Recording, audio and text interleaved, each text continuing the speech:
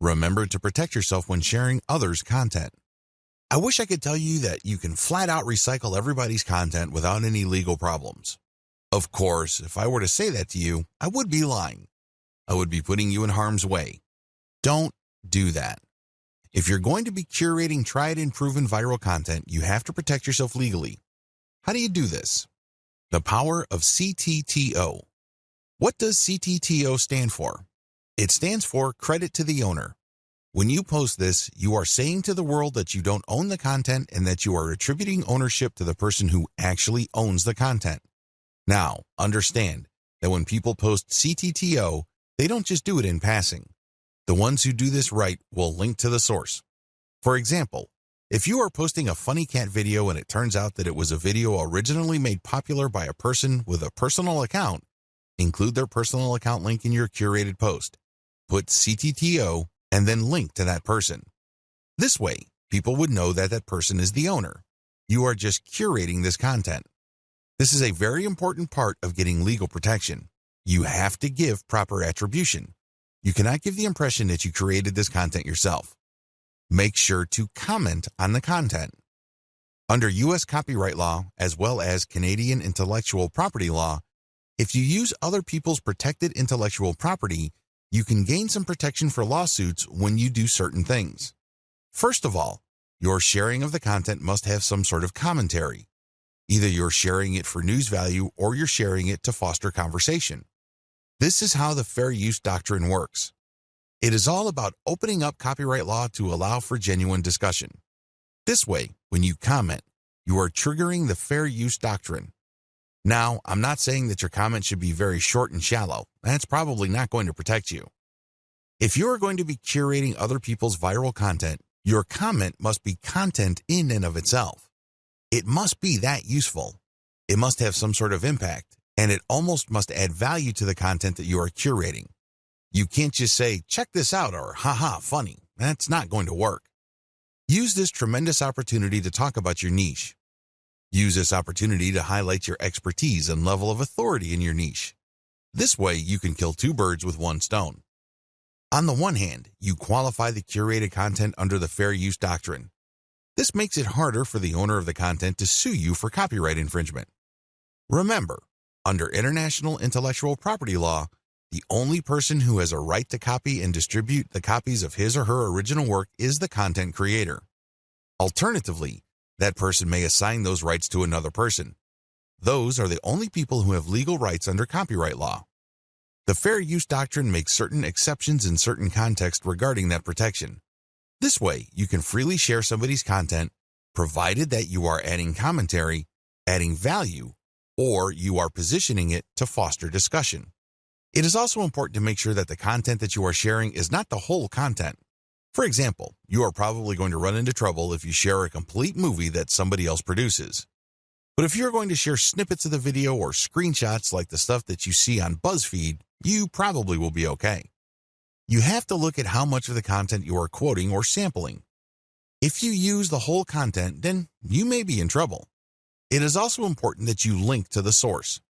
This way, they benefit from your curation. This creates a win-win situation. In most cases, third-party content producers really don't mind. In fact, they would love to encourage you. Why? The more you spread their content, the more traffic they get. The more you popularize their content, the stronger their brand becomes. You're doing them a big favor. Things get a little dicey when you're sharing snippets of popular movies or TV shows. That's when things can get a little touchy. Do yourself a big favor and make sure that there is commentary with the content that you are curating. Make sure that you use the acronym CTTO to protect yourself. Also, if you get any kind of complaint or notification from the rights owner, pull the curated content down. It's not worth it. You don't want to blow all the cash that you have managed to build up creating your own distinct online brand because you don't want to let go of curated content.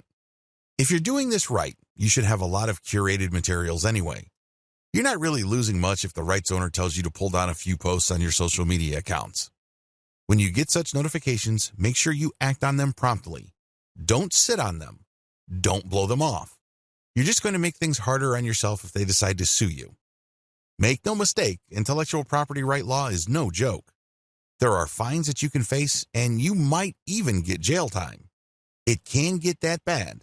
So do yourself a big favor and make sure you protect yourself adequately when sharing other people's content.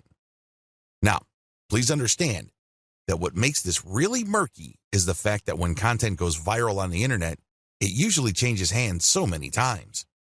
In fact, this may have happened so much that you really don't know who the real owner is. You really don't know who created that content in the first place.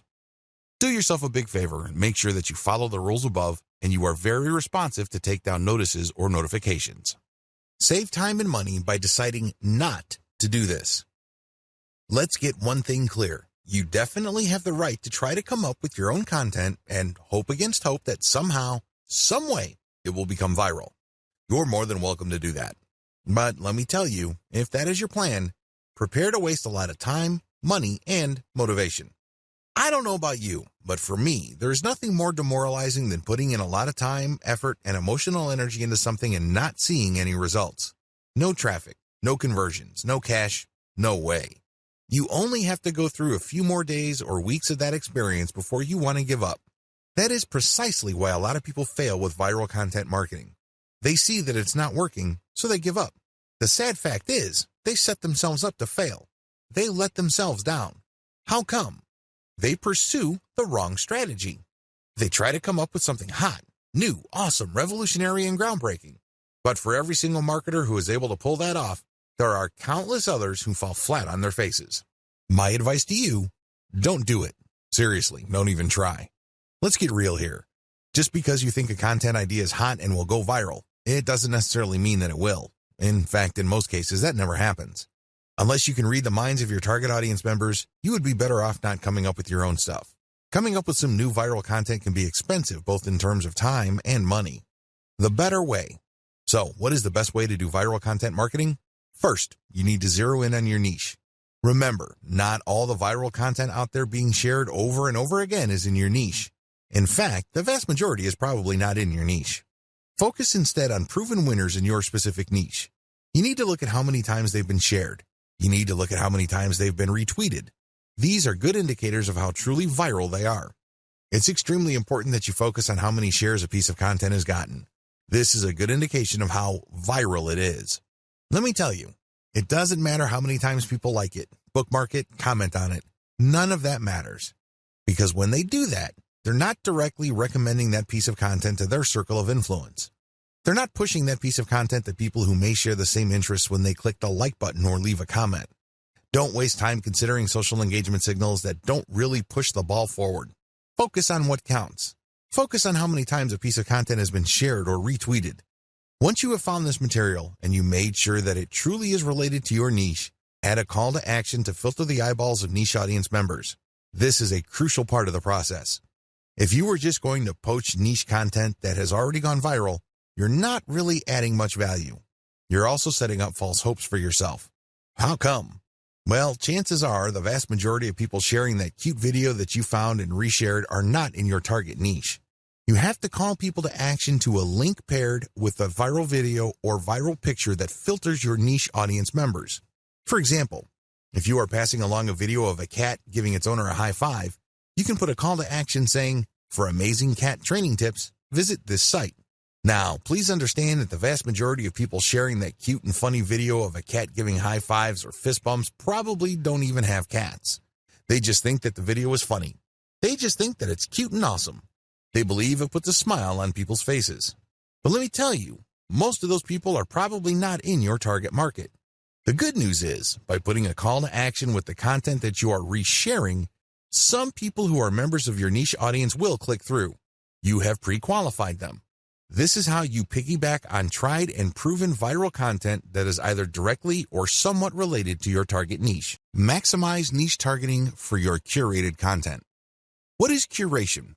Once you have gathered your reverse-engineered content, please understand that you are going to be using them to build credibility for your social media accounts and, ultimately, to drive traffic to your target website. Your target website could be a resource site, it could be a series of article pages, or it can be an actual blog. However you set it up, you're going to be using third-party content to build credibility for your accounts and build their following. What will pull traffic from those accounts to your target pages, blogs, or resource sites are specific pieces of content or ads that you rotate in between curated content. I hope this is clear to you. You're going to be publishing curated third-party content on your social media account. Now, you may be asking, isn't this illegal? Wouldn't these people object? No, they won't. It's a win-win situation. You're driving traffic to them while at the same time establishing your own niche credibility. You're also calling people to action with their content to like your page, follow you on Twitter or Instagram or whatever other social media platforms you're on. You're creating a win-win situation. The people behind the curated content get traffic and brand visibility. You, on the other hand, get to build up your social media accounts. Once you have a big following, an increasing number of people would then see the direct links to your conversion pages. They can then click through and you end up with more traffic to your email squeeze page. This can lead to a larger email list, which can produce a great amount of income opportunities later on. That's how you play the game. It all boils down to reverse engineering and curating somebody else's content. How to improve curated content. I wish I could tell you that you can just take third-party viral content and promote them as is. This is precisely what a lot of other marketers are doing. Unfortunately, if you were to do that, you're going to be leaving a lot of money on the table. You have to understand that you're not just trying to pump up traffic with curated content. That should not be your main goal. Your main goal should not be traffic volume. Instead, your main goal is to get niche-targeted people to review your materials. The more of these people you reach, the more likely they would click on the link to your social media account and become a follower or channel subscriber or page liker or fan. Whatever form it takes, your objective is to get a massive amount of people to follow you. You're trying to create a fan base. And it's going to be hard to do this if you are just sending out curated content with the same headlines that were originally used. People can see that your stuff is not really original, so they probably would ignore it. After all, this stuff is viral, so they've probably seen it before from somewhere else. Your first step after you have filtered curated content for niche specificity is to change their headlines. Create niche-targeted headlines for all your curated content. Bring it home. Tighten the focus of this content. For example, if you have a dropshipping store that sells cat pendants and you have found really great viral videos of cute kittens, make sure the headlines of the video teases people or informs them about your inventory. This is not easy because you have to do it in an attention-grabbing way. But if you're able to give this enough time, you can come up with a niche-specific headline that will get people excited about your niche-specific social media account. Create niche-targeted descriptions or commentary for curated content. Not only should you recreate the headline of the content that you're poaching, you should also do the same for its descriptions or commentary. It's really important to make it clear that this content is intended for a specific audience. This way, when this material blasts its way all over the internet and through all social networks, it can then filter people who are interested in the content. Only people who are really in your niche would want to click on the link that you paired with the content to go back to your social media account. Use niche-targeted hashtags. This piece of advice applies to people using curated content on Twitter and Instagram. If you did your homework correctly with videos 4 and 5, you should already be aware of Twitter hashtags that are very popular in your niche. Compile a list of these. Rotate among these when you publish curated content on Instagram and Twitter. This way, you piggyback on hashtags being searched for by people interested in your niche. This is how you get niche-targeted eyeballs. Again, the whole point here is not just to drive a mob of otherwise uninterested people to your social media accounts. Instead, you're looking to get a nice flow of people who are truly interested in your niche and then getting them to follow you on social media. Remember the secondary effects of curated viral content. Viral content is so powerful because you don't just attract people who are already interested in your niche, you also end up motivating them to share with their own social circles. This can lead people sharing the same interests or roughly the same interests to see the links to your social media accounts. So understand how this secondary traffic effect works when crafting headlines, descriptions, and commentary. You're not just repackaging hot content. You're trying to reach people and also their friends and the friends of those friends who share the same niche interests. I want to share with you this big picture so you can see how important this is. This is not something you just blow through. So you have to give this proper attention so as to maximize the niche targeting capabilities of the curated viral content that you are sharing. Don't join the army of viral content failures. The essence of viral marketing is content. In other words, you have to get viral content so you can pull a lot of traffic from many different places on the internet and convert that traffic into cash. So far, so good, right? Well, the problem is, it's too easy to fail creating viral content. It really is. Too many marketers have a mindset that if they build it, they will come. I'm sorry, but publishing hot, awesome, and creative content on your blog is not going to cut it. Publishing great content is not enough to make it go viral. It's very expensive to create original content. You probably already know that firsthand. Maybe you tried hiring somebody to write this content for you.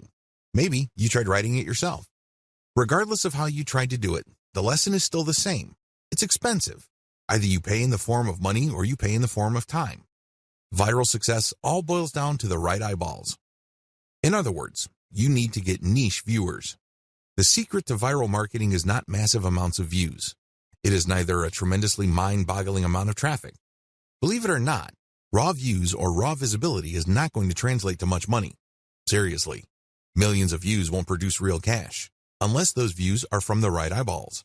Unless you're just trying to make money off of YouTube videos and you get paid per 1,000 views, traffic in and of itself is not going to put food on the table. Viral content pieces are not commodities. I know I've told you that one key aspect of effective viral marketing is to find stuff that has gained traction on Facebook and reshare it on Twitter, as well as YouTube. But there is a limit to this. Please understand that just because it's hot on Twitter, it doesn't necessarily mean it will gain the same traction on Pinterest, Instagram, or Facebook. After all, if you're sharing video, it's hard to do that on Pinterest. Pinterest is geared only for pictures. While you can get quite a bit of traffic, please understand that it's not as simple as just shifting content from one platform to another. The bottom line, viral popularity doesn't matter. I know you're probably shocked. You're probably thinking, are you crazy? Do you mean to tell me that if my content gets a lot of likes, favorites, and comments, my stuff is still no good? Yes, that's precisely what I'm trying to say. Those metrics don't matter. Do you know what matters? Shares or retweets. Those are the only user actions that matter because they play a direct role in determining how much and how often your content gets redistributed far and wide. It really doesn't matter whether you have a piece of content that gets a lot of commentary and has a lot of favorites and likes. That's not going to help you. You need the right eyeballs. Considering the fact that people who follow other people or who have friends tend to have the same shared interests, then it makes a lot of sense to get your stuff shared as much as possible. When people share your stuff on Facebook, chances are they will share it with people who share the same interest in your niche. That's what you should be shooting for. I've revealed a lot of secrets in this video. Please understand that it's not about the content. Instead, it's about the right eyeballs. You can't treat viral content like some sort of commodity. Also, the vast majority of social signals don't really matter when it comes to viral marketing. In video 2, I'm going to shock you even more with another eye-opening revelation.